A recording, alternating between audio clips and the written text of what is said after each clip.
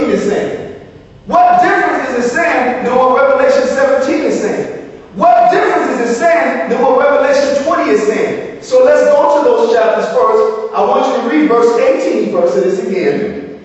2nd Esdras chapter 12 verse 18. That after the time of that kingdom there shall arise great strivings, and it shall stand in peril of falling. Right? Nevertheless, it shall not then fall. It's talking about the decline and fall of the Roman Empire. Go ahead. But shall be restored again to his beginning. And then it's talking about the Renaissance period. And you know what happened in the Renaissance period. Everybody knows that. All the provinces that was once, all the kingdoms, areas that were once provinces of the Roman Empire grew into empires themselves. You had Britain that grew into the British Empire.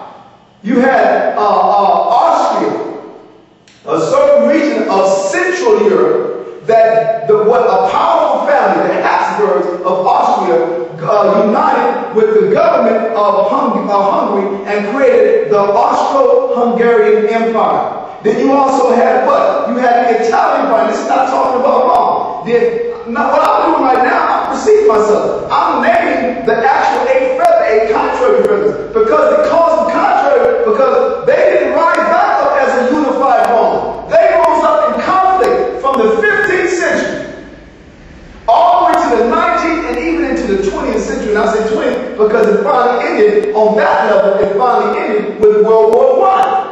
From the 5th century, from the 15th century, from the 1400s to the 19th and 20th century, those kingdoms of Europe that were once provinces of the Roman Empire warred for supremacy. They warred for the preeminence. They were having naval wars, you know that? That was when the Rome or those provinces began to be ruled by royal family houses who eventually were governed by banking family houses.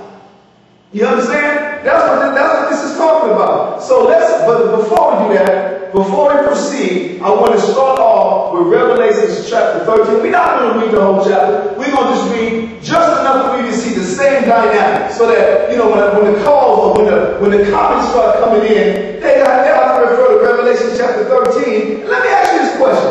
Why would 2nd Esdras, why would the Most High give Esdras something totally contrary to what he gave John the Revelator?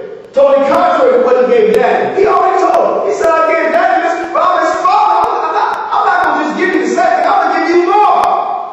And then John the Revelator got the same thing in a different configuration. But I'm going to point something out to you. I'm going to point out dominant, prevalent traits, characteristics, so that you can be able to determine it is what I'm trying to show you. It is what's being said. So you have Revelation chapter 13 and start from the top. Revelation chapter 13 and verse 1. And I stood upon the sand of the sea, and saw a beast rise up out of the sea. Now this is nothing like Daniel's with 4 successive beasts. This is talking about one beast, one kingdom, in other words, with various elements to it. Go ahead.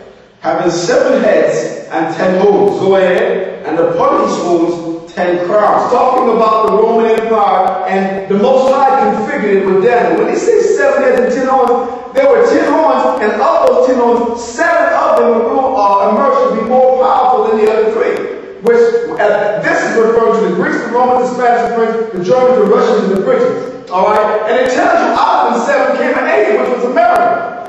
Let me proceed myself. Go ahead, brother. And upon his heads the name of blasphemy. Talking about the Roman Empire. This is John the Revelator in the book of Revelation. Continue. Verse 2. And the beast which I saw was like unto a leopard. When it says the leopard, it's literally talking about, this is talking about the Edomite Empire. So the leopard here in Revelation is talking about this one beast had an element of it that was a leopard.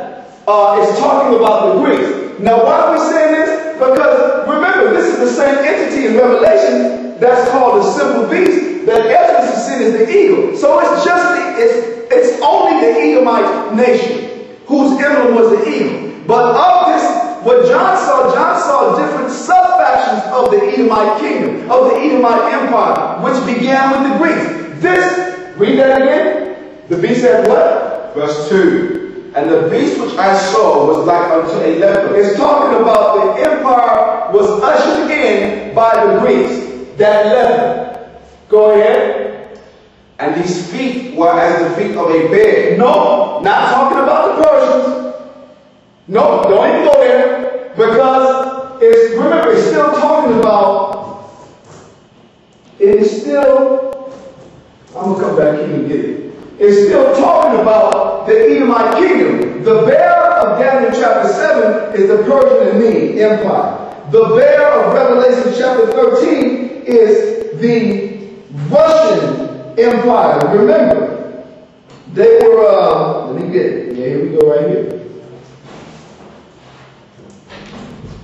The bear of Daniel, the bear of Revelation chapter 13, it said that the feet of a bear is talking about the Russian Empire. Let me say this. This is a depiction of the Russians, how they used to, basically talking about the Russian bear. It's from the website that I downloaded, whoknowsrussia.com. This is actually art that was put together based on the current event that took place last year when Georgia attacked Russian citizens that was living in South Ossetia, and the Russians had to intervene. That's why they got Iran, Georgia, Russia. But Russia is depicted as the bear. So when it says this beast that John saw, it was like a leopard that had the feet of a bear. Go ahead. And his mouth as the mouth of a lion. The mouth of a lion, let me say this to you, because we don't even got that in. The mouth of a lion is talking about the British aspect. Now, the reason, listen, we're going to put it all together. The reason it says it was like a leopard is because the leopard is the emblem of Esau's first empire. The Edomite time, the Edomite era of rule was ushered in by Alexander the Great, who was known as the leopard, and that's the leopard of Daniel chapter 7. When it says the Russians, or when it says the bear, it had the feet of a bear, if you can remember, in Daniel chapter 2, the bear represented, the feet represented the last part of the kingdom. But that was still talking about what? That was still talking about four foreign nations to themselves.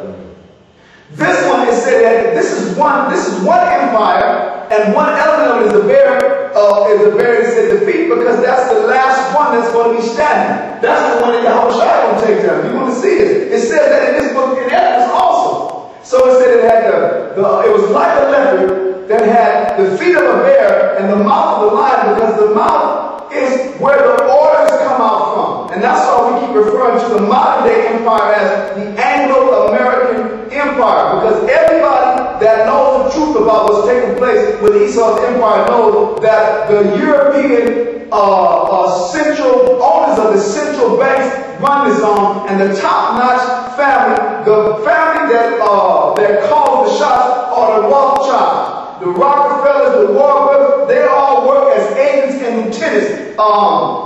Chase Manhattan Bank. This is talking about who runs the Bank of England.